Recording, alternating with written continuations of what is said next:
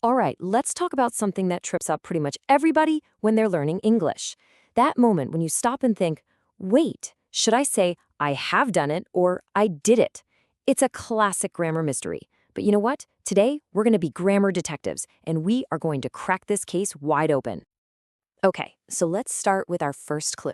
Picture this. You can't find your keys. They're just gone. Do you say, I have lost my key, or I lost my key? I mean, they both sound kind of right, don't they? Well, figuring out which one to use is the exact puzzle we're here to solve. So, let's get our investigation started. We're about to put two of English's trickiest tenses right under the microscope. And here is the first major breakthrough, and it's a good one. Both of those sentences, they can be totally correct. Yep, you heard me. It's not about one being right and one being wrong. It all comes down to the context, to the specific situation you're in. All right, it's time to meet our two main subjects. Or maybe I should say our two main suspects in this case.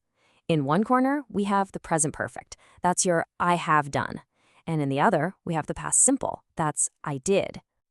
Okay, check this out. This is a super important piece of evidence. On the left, we say Tom has lost his key. What does that really mean? It means he can't get into his house right now. The result of losing the key is affecting the present moment. But now look at the right side.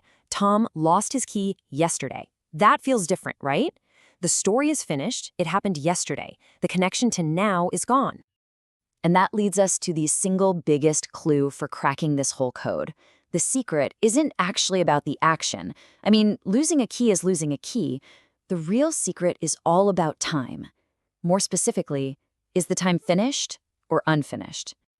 So, here's rule number one, straight out of the Grammar Detective's Handbook. We use the past simple for actions that happened in a completely finished, sealed off period of time. Think of it like a closed case. And here are your telltale signs, kind of like fingerprints at a crime scene. Words like yesterday, 10 minutes ago, or last week. These are all periods of time that are completely over. They're done. They're closed boxes. If you see one of these, that's your signal to use the past simple. So then what about the other guy, the present perfect? Well, that's for unfinished time. If the past simple was a closed box, think of this one as an open door, one that connects what happened in the past to what's happening right now. Just look at these clues. Is today finished? Nope. What about this week? Still happening. In my life? Well, I sure hope that's not over. All of these are time frames that are still open. They're still connected to the present moment. They're unfinished. Okay, detective, are you ready for the big reveal? This is where it all comes together. We're about to look at some visual evidence that's going to make this whole thing just click. It's time to crack the now code. Okay, look at this. This diagram says it all. See that line? That's a bridge.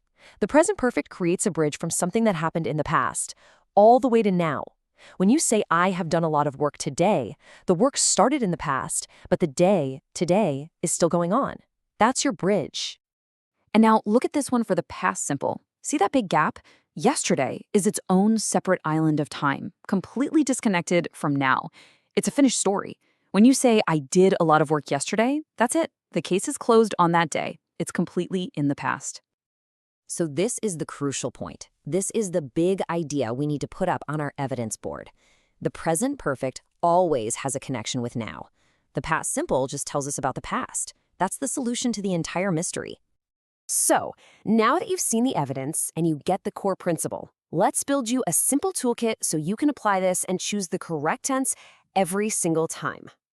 Your entire investigation boils down to asking just two simple questions. First, is the time period completely finished? Are you talking about yesterday or last year? If the answer is yes, boom, use the past simple. Case closed. But if the time period is still continuing, like today or this week, then ask the second question. Is there a result now? Is there a connection to the present? If yes, you found your link. Use the present perfect. And just like that, case closed. You've done it.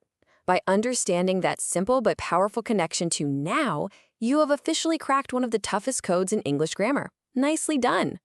So, I've got one last question for you. Now that you're a certified grammar detective, what's the first sentence you're going to write with this powerful new skill? Go out there and put it to the test. Thanks for cracking the case with me, and happy investigating.